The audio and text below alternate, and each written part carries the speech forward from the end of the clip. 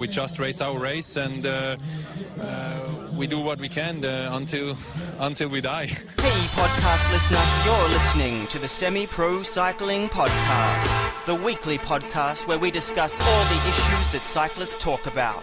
Whether you're out training, commuting, or just riding around, sit down and listen in, because we're about to begin. I got something to say, man. Yo-ho! Welcome to episode 5 of the Semi-Pro Cycling Podcast, where we believe that only a semi-pro cyclist will never turn down free lube due to embarrassment. If you stick around to the end, I'll fill you in on the quote from the top of the show and let you know who will do what they can until they die. Let's now get to the nuts and bolts. And this week, I got a request from Josh. You can reach him at our.playground.net. He brought beet juice to my attention, and I took it from there. So this week's nuts and bolts, performance-enhancing drinks to make you ride harder and recover quicker. Let me say first that this is a minefield. There are so many research papers and blogs. Everyone has their opinion on this topic. This is mine. I'm not a doctor, nutritionalist, or even a coach. What I can say is I have experience with almost everything that I recommend on this podcast. But please, please, please, before you do anything, research it yourself. If you're going to try it out in training. Do not rock up to a race and try something new out. It's just going to hurt you. There is no good that can come from it. And once you do have something down, stick with it. Stick with it for at least a season to see what the benefits over the longer period are. There's no use just trying something once or twice and then either dismissing it or forgetting about it. Plan it into how you're going to approach your riding, including before, during, and after, which is exactly what I'm going to talk about now, the pre-ride. The pre-ride juice up, the beet juice. So I'm recommending trying beet juice pre-ride. Straight up, I gotta say I haven't tried it. It seems to have crept into the pro cycling sphere, with teams like Garmin using it at tours such as Tour of California. I'm sure there are other teams using it. There has to be other teams using it. It's probably a big secret, so you're not going to find out about it. Evidence that's out there at the moment, there's not a lot of it, but the evidence that is out there at the moment definitely points to an advantage to using it. So what is it? It's an ergogenetic aid. What are they? They're substances that are taken in concentrated forms to achieve a specific performance benefit. Evidence is starting to accumulate to support nitrates beetroot juice for induced performance. So what are the performance benefits? Professor Andrew Jones, this is the guy from University of Exeter. He's the lead author on research in a study on beet and cycling performance. So let's have a listen to him. Groundbreaking trials by sports and health science researchers show that drinking half a litre of beetroot juice a day can help improve endurance levels due to the vegetable's naturally high levels of nitrates. We found a significant reduction in the oxygen cost of exercise, which implies that the energy demand of exercising at a particular work rate is significantly lower. When we extended our studies to ask our subjects to exercise to exhaustion, we found that they were able to go significantly longer at the same high intensity work rate, so there seemed to be a performance benefit as well. The reduction in the oxygen cost of exercise during submaximal work was of the order of 5 to 10%, which is really quite meaningful. And then the improvement in the times to exhaustion at a high intensity work rate were of the order of 15 to 20%. Let's listen now to Dr. Alan Liam on a bit more of a clearer explanation of that. There's a lot of evidence that shows that the dietary nitrates in beets can actually improve the gross mechanical efficiency of riders. That means that for a given power output, they don't have to actually consume as much energy. So they're able to actually eat less, be a lot more powerful. The nitrates also help to open up blood vessels in their legs during exercise, so the guys feel a lot stronger when they're on the beet juice. We've been doing this for a long time. The recipe that we use is basically 2/3 beet juice, and the last third, carrots, apples, maybe a little citrus or orange juice. I really like putting in blood oranges. Dr. Alan Lim threw in a bit of a recipe in there as well, which hopefully is enough for you to give it a go. I'll link to the video in the show notes so you can. That's it for me. I think they explained it finally. I'm not going to break it down any further than that. The next step is to actually give it a go. So the recommendation to take it is before the ride. Now, to me, it seems like a pretty heavy substance. So I would start out taking it or drinking it 2 hours before a ride, just as you would with any type of food, and then moving up to an hour if you can stomach it. Here's one last bit of advice though. it's kind of interesting. In some ways, this could be seen as a fad or a trend or something that's not actually going to make you a better rider if this is the only thing that you're doing. I have a theory about any performance-enhancing object or food or whatever it may be, racing, carbon wheels or aerodynamic positions or helmets or whatever it is. You're talking small benefits here on the top of, say, in the case of pro cycling, on the top of everything else being optimized. So if you're a punter like myself, the actual benefit might not be as big as just going out and training. I did find something interesting from a guy, Brian Shee, a New Jersey-based nutritionalist. He says here that the nitrates in beet juice are also found in other green leafy vegetables, but to replicate the benefits described, an athlete would have to consume an impossibly large amount of them. He goes on to say, I never want athletes to use supplements like this as a crutch to cover up on a lack of training, rest, or proper nutrition. Something like beetroot juice would be the icing on the cake, but a lot of people don't have any cake yet. Wait until you have a nice cake or training base, and then we'll worry about decorating it. That sums it up for me as far as any performance-enhancing product. I'm interested. I've been convinced enough to try it. I'm interested and see what it does for me, and this is the biggest thing, actually testing it and seeing if there's a result for myself. So I'm going to give it a go before I make my final decision on this stuff. I'm going to buy some Beets this week and rip it up. Hopefully my poor blender can handle the abuse it's about to get. But I'll report back to you. And I'm also interested, I'm really interested to hear whether anybody is currently using it, or if they do use it, what happens or what happened. Write a comment, send me a tweet, whatever it is. I'd like to hear some anecdotal evidence to kind of back up what's already been said. So let's move to what to drink during riding to enhance performance. It's a pretty simple one. It's water. What is it? What's water? I'm not going to explain what water is. I'm going to try and move into the performance benefits, and I want to recommend that you drink water. But here's a little insight from Max Wunderlich. A 1% state of dehydration will negatively impact your performance by as much as 10 to 12%. That is a massive change in performance. It's a huge claim. When I'm talking about the definition of dehydration, I always think about a 3% body loss in fluids. Now, he's talking a 1% loss can lead to a 10% loss in performance. That is huge. It's less like a performance boost, but it's more like a performance reduction if it's not maintained. So you're not going to get up to the level that you've been training at and that you potentially could perform at. When to take it? I'm talking about during a ride, but I'm also talking about all the time. So just a little bit more from Max here. Does anybody know how much water they should be drinking every day regardless of fitness? Bingo. Half your body weight in ounces. And that is not inclusive of any training. If you're training, that's another 16 to 20 ounces an hour. But outside of the rest of the day, if you weigh 150 pounds, you got another assignment of 75 ounces for the rest of the day. That is the 72, 73 degree answer. You want the 78, you want the 82, the 84? Tell you what, at about 88, somebody who's 160 pounds ought to be putting down 32 to 34 ounces an hour. I don't consume that much water. And doing the math, converting it to metric for us Australian folks, the equation of daily drinking outside of the training times, you can roughly break it down of a rough calculation of body weight in kilos divided by 31. And that's going to equal your litres per day. So for me, at 70 kilos, that's 2.3 litres a day outside of exercise.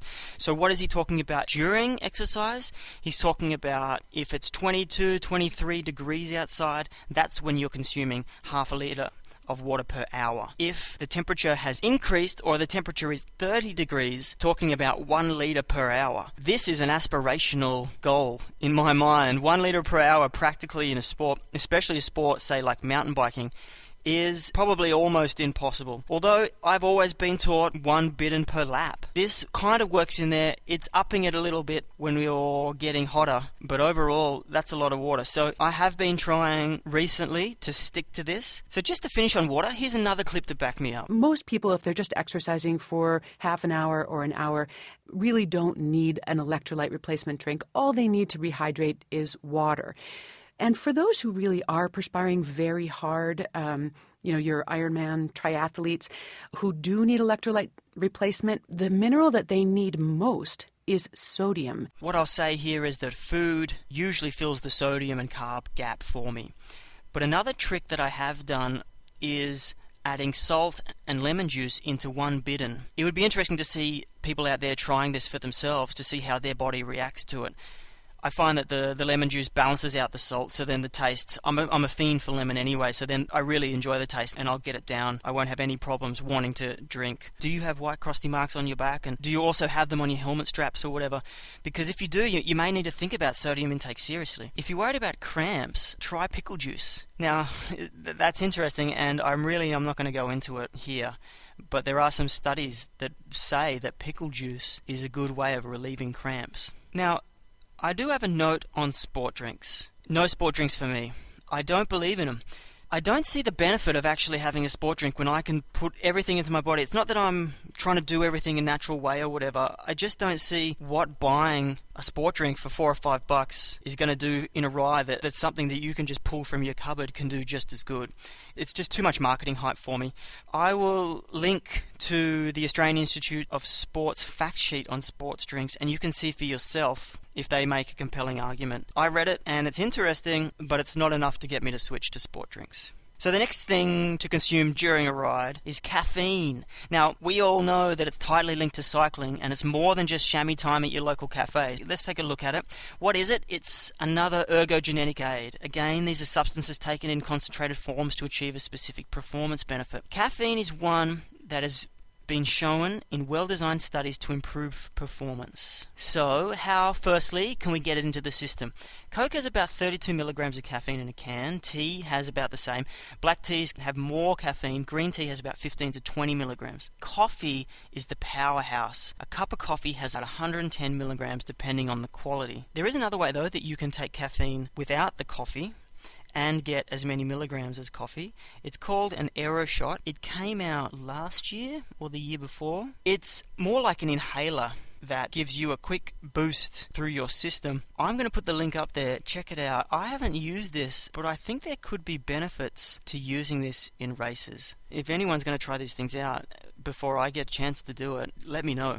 So what are the benefits of caffeine? Caffeine has been shown to improve performances over a variety of distances and types of races. I'm going to read a systematic review here on the effect of caffeine on sport-specific endurance performance. Just a little bit from the abstract. Effect of caffeine on time trial endurance greater than 5-minute performance. A literature search revealed 21 studies with a total of 33 identifiable caffeine treatments that measured endurance performance with a time trial component. The mean improvement in performance with caffeine indigestion was 3.2 plus or minus 4.3%. However, this improvement was highly variable between studies. The high degree of variability may have been dependent on a number of factors, including ingestion timing, indigestion, mode, vehicle, and subject habitation. Further research should seek to identify individual factors that mediate the large range of improvements observed with caffeine ingestion. In conclusion, caffeine ingestion can be an effective ergogenetic aid for endurance cyclists when taken before and or during exercise in moderate quantities. 3 to 6 milligrams per body kilo of body mass. Abstaining from caffeine at least 7 days before use will give the greatest chance of optimizing the ergogenetic effect. So we've got 21 studies here that were reviewed saying there is a performance effect when it's over the 5 minutes and it's in a time trial. Check out this though. For as long as I've raced, people have been using Coke in the final stages of races. I'm specifically talking about like the last lap of mountain bike races where the last bidon that went to the rider had flat Coke or Pepsi, whatever your preference was. The funny thing is that someone back then, late 90s, well, 97, did a survey of the top pro US road teams at the time and found that roughly 90% of teams consumed Coke, and in all cases towards the end of 2 to 6 hour races. I do know that people are still using this technique today. Is there any evidence that Coke actually works as a performance enhancer? Well, it's the caffeine in Coke that's the factor here, and because of the low amount of caffeine compared to coffee, your tolerance is something to consider. If you're a regular drinker, the effects may be lost on you. So, as recommended in the literature review, try and sustain from drinking it for 1 week before a race and see if it has any changes on your performance. So, when to take it? For shorter races, take a dose of approximately 3 to 6 milligrams per kilo of body weight, approximately 60 minutes before the start. It takes that long before it's in your system and working.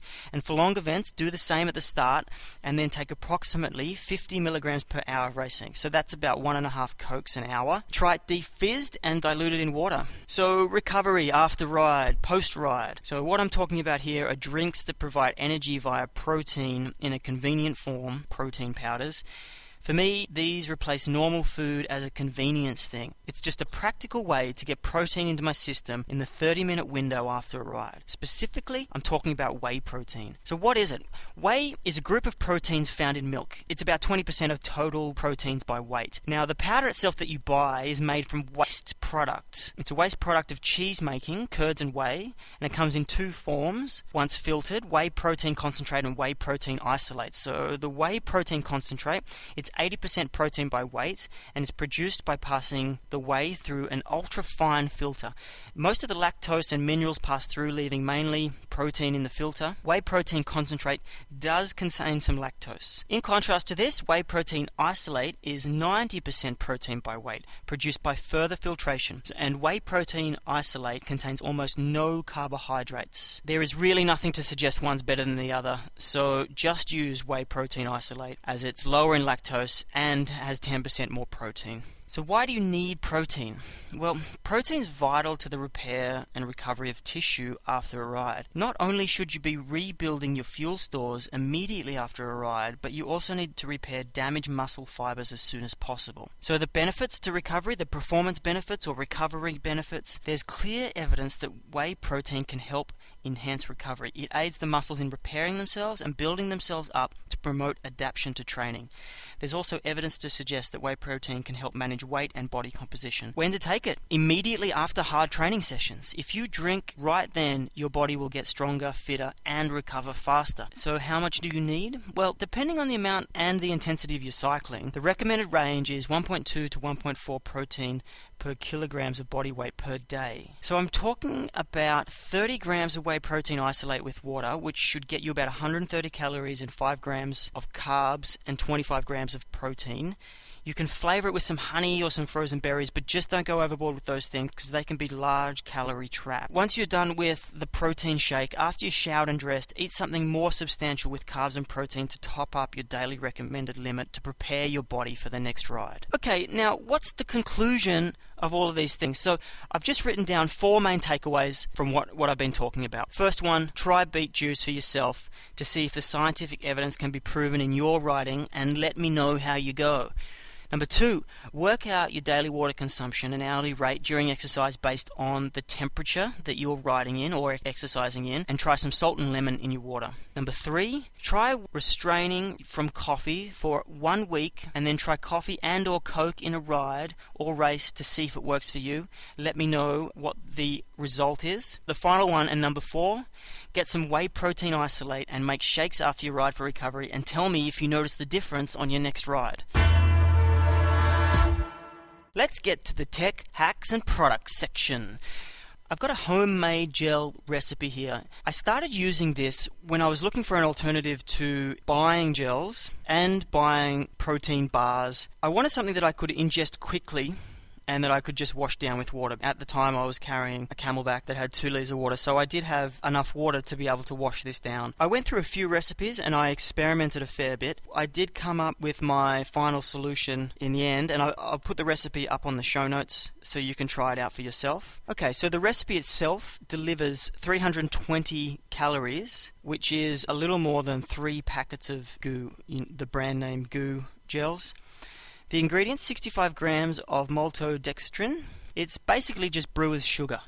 And on a quick side note, you can add this stuff to food and drink at any time to boost carbohydrates. It's especially useful post-ride if you want to restore carbohydrate stores quickly. 15 grams of dextrose. Dextrose is quite similar in taste to sucrose, which is just table sugar, but it has a higher glycemic index. This means it causes a more rapid increase in blood glucose levels, which provides quick energy boost, but it can eventually result in low blood sugar. So dextrose is therefore often mixed with other sugars to help temper those effects, and that's why I've got the two types of sugar in there. 15 grams of sport drink powder. I only use this for flavour. So there was an orange one, I don't know what brand it is, it was just a cheapie, and it was just for flavour. I didn't actually experiment too much with the flavour options. Once I found what I liked and it worked, I just stuck with it. I'm sure you could do things like putting fruit juice in there. That just didn't work for me. I like a strong flavour. Some people like a watered down flavour, but I actually prefer a strong flavour. Half a teaspoon of salt, which is about 3 grams, and I use a goo flask to put these in, and the amount of water is I would just fill up nearly to the top, maybe leaving a centimetre or centimetre and a half and not getting to the top, and that's about the amount of water, which I think it's about half a cup of water, but you just have to experiment yourself. I use a goo flask. If you don't know what this is, it's just a small container that has a bit of nozzle. Preparation of this stuff is to measure it all up, put it in a glass jar, and then adding the water, and then so you can put the lid on and shake it, taking the lid off, putting it in the microwave just to heat it so it activates a little bit more, and then you're going to have to stir it a bit more so it mixes in better, and you just want the mixture to be fully dissolved by the time it hits the goo flask. This does need to be warm so that it can be fully dissolved when you're using it. Usually just sticking it in your jersey pocket is enough, but if you're done it the day before, then you may need to whip it in the microwave, especially if it's a freezing cold morning. Alright, now let's get to the quote from the top of the show. It's Cancellara talking about team tactics going into 2011 Paris-Roubaix. Well, he didn't ride until he died. He came second. And that's all I got for you. So that's it. Until next time, get on your bike, enjoy the pain cave or the hurt box, whichever one you're into. And then he was just leaning down to get something out of his suitcase, and I could see like the skin on his head through his hairs. And I was about to say, Stewie, I think you start to get bald. And as I said, Stewie, I think you... And he looked up to me really angry. Don't even dare to go there. Don't even say it. So as if he could have read my mind. He knew exactly what I wanted to say. You know, that like it looks like he's losing some hair. Don't even go there. Don't even say it. And of course I shut up and didn't say anything, you know.